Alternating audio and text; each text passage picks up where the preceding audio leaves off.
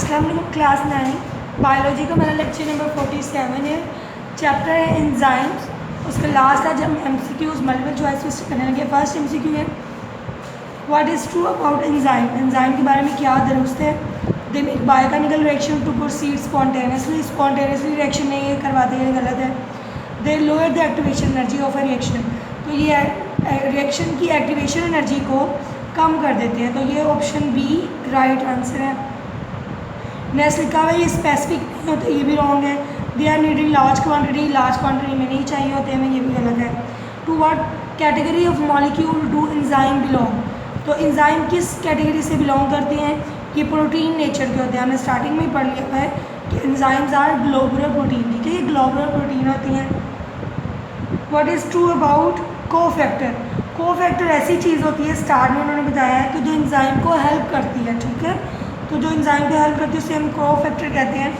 Break hydrogen bond in protein, गलत है ये नेक्स्ट है help facilitate enzyme activity, enzyme को फैसिलिटेट करती है, उसकी मदद करती है उसकी एक्टिविटी में, तो ये ऑप्शन बी इसका राइट आंसर है। फोर्थ है आपके प्रोस्टैटिक ग्रुप आर, जब कोफैक्टर एंजाइम के साथ टाइटली बॉन्ड हो तो उसे हम क्या कहते हैं, प्रोस्टैटिक ग्रुप। तो इधर लिखा हुआ required by all enzymes, loosely attached with the enzymes, protein in nature. Last one है टाइटली बाउंड टू एंजाइम, तो ऑप्शन डी इसका राइट आंसर है।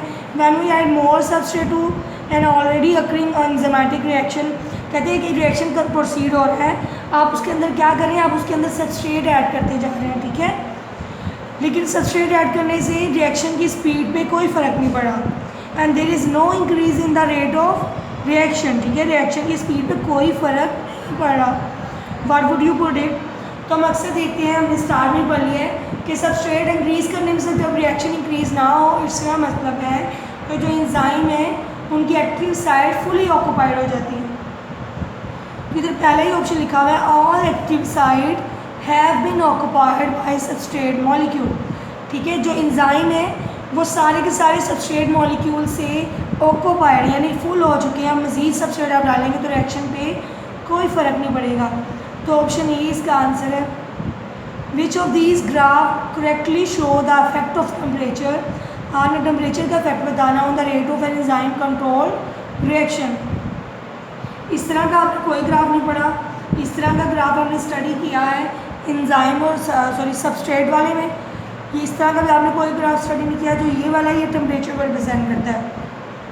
लाइक जैसे जैसे टेम्परेचर इंक्रीज़ करेंगे एंजाइम का रिएक्शन इंक्रीज़ होगा, ये ऑप्टिमम टेम्परेचर का पॉइंट आ जाता है।